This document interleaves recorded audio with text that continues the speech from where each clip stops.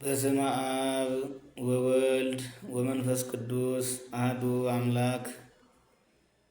ቅዱስ እግዚአብሔር በቸርነቱና በይቅርታው ጠብቆ ከዚህ ሰዓት ላደረሰን ለእርሱ ለዘላለም ክብርና ምስጋና ይሁንና እናንተም እንደሚገባችሁ የእግዚአብሔር ሕዝቦች በኃያሉ በቅዱስ እግዚአብሔር ስም እንደምን ዋላችሁ? አሜን። የእግዚአብሔር ስም ለዘላለም የተመሰገነ ይሁን። ስትጸልዩ ሁልጊዜ ትጉ። የሉቃስ ወንጌል ምዕራፍ 21 ከቁጥር 36 ያለ ኃይለ ቃል ነው። በዚህ ቃል እግዚአብሔር እንደፈቀደ እንማማራለን። ስትጸልዩ ሁልጊዜ ትጉ። እንግዲህ ትምህርታችን አሁን የሚሆነው ስለ ጸሎት ነው። እንግዲህ ጸሎት ማለት ምን ማለት ነው? ጸሎት ማለት መጀመሪያ ጥሪ ነው። ወደ እግዚአብሔር የምንጣራው ጥሪ ነው።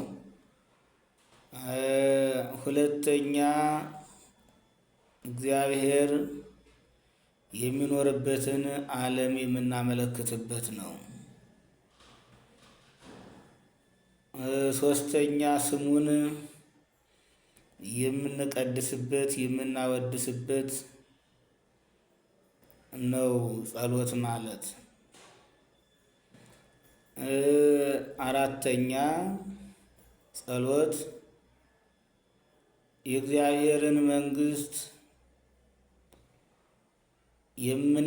የምንመኝበት ወይም ደግሞ መንግስቱን የምንሻበት መንግስት ትምጣ ብለን ፈጣሪያችን የምንማጸንበት ተማህጽኖ ነው። አምስተኛ ፈቃዱን የምንጠይቅበት ነው። ይህ ሁሉ ለማመስገንም ለመጣራትም ለመማጸንም እርሱ ስለፈቀደልን እንደገና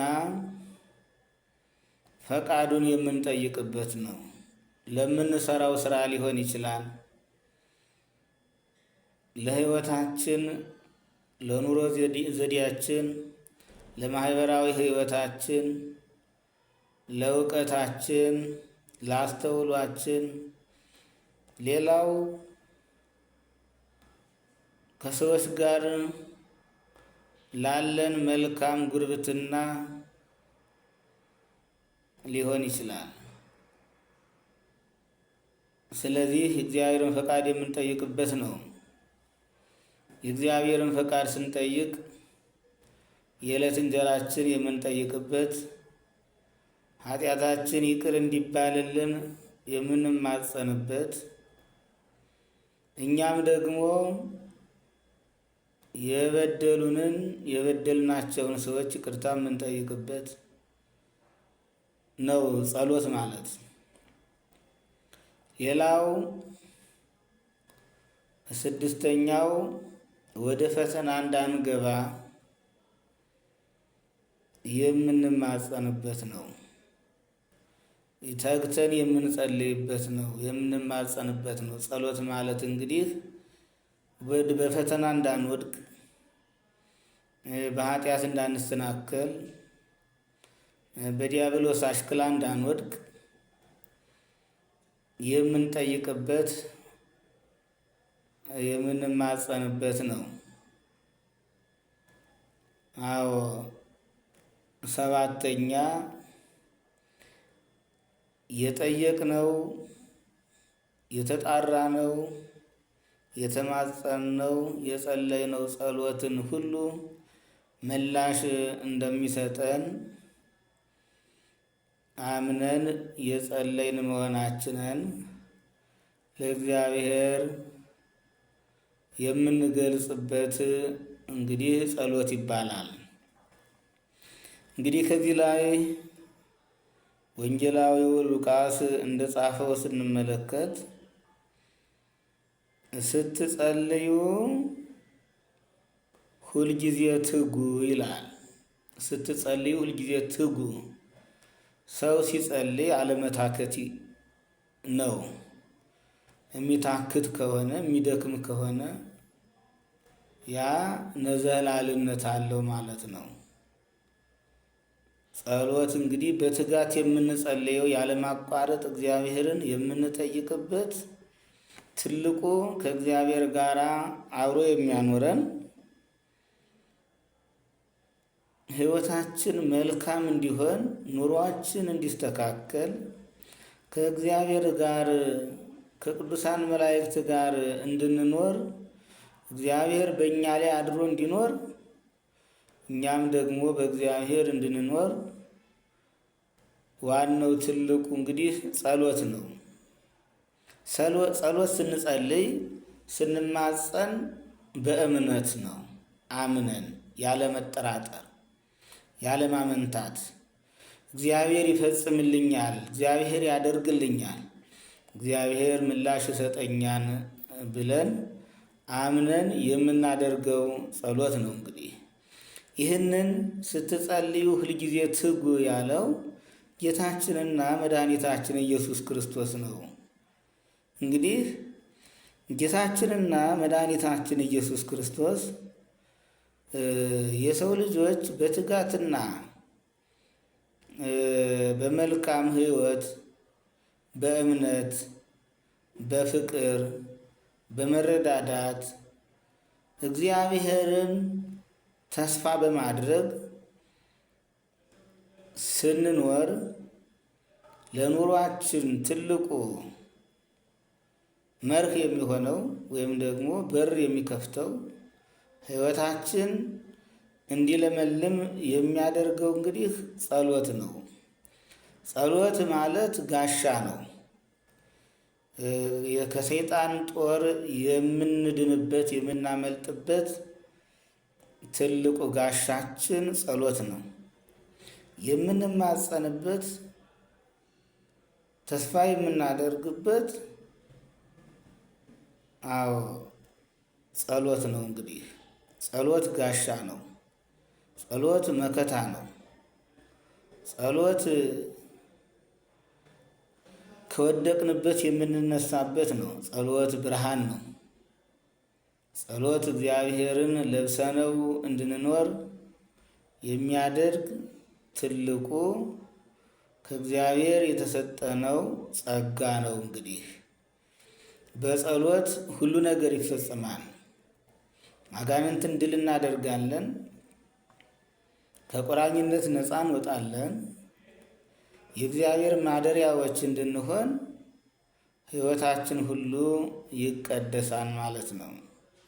ሐዋርያው ቅዱስ ጳውሎስም የእግዚአብሔርን ስም የሚጠራ ይድናል ያለው ከዚህ አንጻር ነው ማለት ነው። እንግዲህ ጌታችን መድኃኒታችን ኢየሱስ ክርስቶስም ለሐዋርያት ነገረ ምጽአቱን ከነገራቸው ካስተማራቸው በኋላ የምጽአት የዓለም መጨረሻውን ምልክቱን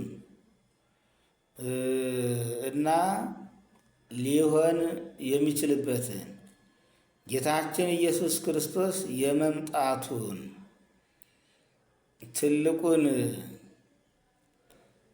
መንገድ ከገለጸላቸው በኋላ እንግዲህ በትጋት በጸሎት የእግዚአብሔርን መምጣት የእግዚአብሔርን መንግሥት ክርስቲያኖች እንድንጠባበቅ የተሰጠን መመሪያ ነው ማለት ነው። እንግዲህ ከአሁን የሉቃስ ወንጌል ምዕራፍ 21 ከቁጥር 34 ጀምረን ስናየው ነገር ግን ልባችሁ በመጠጥ ብዛትና በስካር ስለ ትዳርን በማሰብ እንዳይከብድ ያ ቀንም በድንገት እንዳይመጣባችሁ ለራሳችሁ ተጠንቀቁ። በምድር ላይ ሁሉ እስኪሆን በምድር ለራሳችሁ ተጠንቀቁ። በምድር ሁሉ ላይ በሚቀመጡ ሁሉ እንደ ወጥመድ ይደርስባቸዋልና ይላል። ነገር ግን ልባችሁ በመጠጥ ብዛት በስካር ስለ ትዳርን በማሰብ እንዳይከብድ ያ ቀንም በድንገት እንዳይመጣባችሁ ለራሳችሁ ተጠንቀቁ። በምድር ሁሉ ላይ በሚቀመጡ ሁሉ እንደ ወጥመድ ይደርስባቸዋልና። እንግዲህ ሊመጣ ካለው ከዚህ ሁሉ ለማምለጥ ይላል ለጸሎት ትጉ። ይልቁን በሰው ልጅ ፊት ለመቆም ይላል። በእግዚአብሔር ፊት ለመቆም በሰው ልጅ ፊት ለመቆም እንድትችሉ ስትጸልዩ ሁልጊዜ ትጉ። አዎ በእግዚአብሔር ፊት ለመቆም ክርስቲያን በትጋት መጸለይ አለበት። በእግዚአብሔር ፊት ለመቆም አለ። አዎ በሰው ልጅ በክርስቶስ ፊት ለመቆም እንድትችሉ ስትጸልዩ ሁልጊዜ ትጉ። አትታክቱ፣ አትድከሙ፣ ጸሎት አታቋርጡ። እግዚአብሔርን ከማመስገን ቸል አትበሉ። ሁልጊዜ አመስግኑ፣ ሁልጊዜ ጸልዩ፣ ሁልጊዜ እግዚአብሔርን ተጣሩ አለ። እንግዲህ ሁልጊዜ ጸልዩ፣ ሁልጊዜ በትጋት ጸልዩ። እግዚአብሔርን በጸሎት ጠይቁት። በእግዚአብሔር ፊት መቆም የሚያስችል ነው ማለት ነው። እንግዲህ ጸሎት በእግዚአብሔር ፊት መቆም የሚያስችል ትልቁ መሳሪያ ነው ማለት ነው። ሰው ሲጸልይ በእግዚአብሔር ፊት የቆመ መሆኑን ማሰብ አለበት። ሰው ሲጸልይ ከቂም ከበቀል ነፃ መሆኑን ማወቅ አለበት። ለእግዚአብሔር መስዋዕት በሚያቀርብበት ጊዜ አንድ ሰው ከወንድሙ ጋር ተጣልቶ ከሆነ፣ ወንድሙን በድሎ ከሆነ፣ እህቱን በድሎ ከሆነ፣ ወንድሟን በድላ ከሆነ፣ ሚስቱን በድሎ ከሆነ፣ ቤተሰቡን አሳዝኖ ከሆነ አስቀድሞ ያንኳ ወዲያው በተገለጸለት ባስታወሰ ጊዜ ሊያቀርብ ያለውን መስዋዕት ሊያቀርብ ያለውን ጸሎት በዚያው ላይ አልቦ ትቶ ወደዚያ ወደ አስቀየመው ወይም ወደ አሳዘነው ወንድሙ፣ ጓደኛው፣ ቤተሰቡ፣ ዘመዶቹ፣ ጎረቤቶቹ ሄዶ መታረቅ አለበት። ይቅርታ መጠየቅ አለበት። ይቅርታ ሲጠይቅ አንደኛውን ጸሎት ፈጸመ ማለት ነው። አዎ ይቅርታ ካለ ያ ሰው፣ ሰዎችን ያሳዘነው ሰው ይቅርታ ሲጠይቅ ያው ጸለየ፣ እግዚአብሔርን አስደሰተ ማለት ነው። የእግዚአብሔር ደስታው የሰው ልጆች ሁሉ በፍቅር እንድንኖር ነው። በመተሳሰብ እንድንኖር ነው። በመደጋገፍ እርሱን በማመን እርሱን መስለን እንድንኖር ነው። ጌታችን ኢየሱስ ክርስቶስ በዚህ ዓለም ሳለ ሰዎችን በመርዳት የታመሙትን በመፈወስ የተራቡትን ህብስት አበርክቶ በመመገብ አዎ ዓይን ለሌላቸው ዓይንን በመስጠት የወደቁትን በማንሳት የሚያለቅሱትን በማጽናናት ጌታችን ኢየሱስ ክርስቶስ በዚህ ዓለም እንዴት አይነት ኑሮ መኖር እንዳለብን አሳይቶናል። ክርስቲያን ሊኖረው የሚገባው ሕይወት ይህ ነው ማለት ነው። እንግዲህ ለሐዋርያትም ጠይቀውታን ጌታችን ኢየሱስ ክርስቶስን የመምጣቱን ምልክት ጠይቀዋን፣ የዓለም ፍጻሜን ጠይቀዋን። ይህን ጠይቀውት ለዚያ ምላሽ ከሰጠ በኋላ ግን ለዚህ ሁሉ ዋናው መጨረሻው ግን ምንድን ነው ያለው? በሰው ልጅ ፊት ለመቆም እንድትችሉ አለ። አዎ ነገር ግን እንድትችሉ የምታመልጡበት እኮ አለ። የምታመልጡበት ከዚያ ከመከራው የምታልፉበት ምንድን ነው ያለ? በትጋት ጸልዩ። ያ ቀንም በድንገት እንዳይመጣባችሁ ለራሳችሁ ተጠንቀቁ አለ። በምድር ሁሉ ላይ በሚቀመጡ ሁሉ ላይ እንደ ወጥመድ ይደርስባቸዋልና እንግዲህ ሊመጣ ካለው ከዚህ ሁሉ ለማምለጥ አለ። ሊመጣ ካለው መከራ፣ አሁን በዓለም ላይ የምናየው መከራ፣ የምንሰማው መከራ፣ አንዱ ሲገድለው፣ አንዱ ኃያል ነኝ የሚለው ሌላውን ለመደፍጠጥ የሚያደርገው፣ እንዲሁም ደግሞ ሌላኛውን ታላቁን ለመጣል የሚያደርገው ሽኩቻና ፍትጊያ፣ ጠብ፣ ጥላቻ፣ ክርክር፣ ጦር መማዘዝ፣ መገዳደል ከዚህ ሁሉ ለማምለጥ እንድትችሉ በእኔ ፊት መቆም እንድትችሉ አለ ጌታችን ኢየሱስ ክርስቶስ። በሰው ልጅ ፊት መቆም እንድትችሉ ስትጸልዩ ሁልጊዜ ትጉ አለ። አዎ በትጋት እንጸልይ። ስትጸልዩ ሁልጊዜ ትጉ። በትጋት በፍቅር እንመላለስ። አምልኳችንን በትጋት እንፈጽም። ወደ ቤተ እግዚአብሔር ስንሄድ በትጋት እንሄድ፣ በፍቅር እንመላለስ። እግዚአብሔር ፍቅር ስለሆነ አዎ ለሰዎችን ለመርዳት እንትጋ፣ መልካም ለመስራት እንትጋ። በሕይወታችን ሁሉ መልካም መሆናችንን ለማረጋገጥ እንትጋ። እግዚአብሔርን ለማመስገን እንትጋ።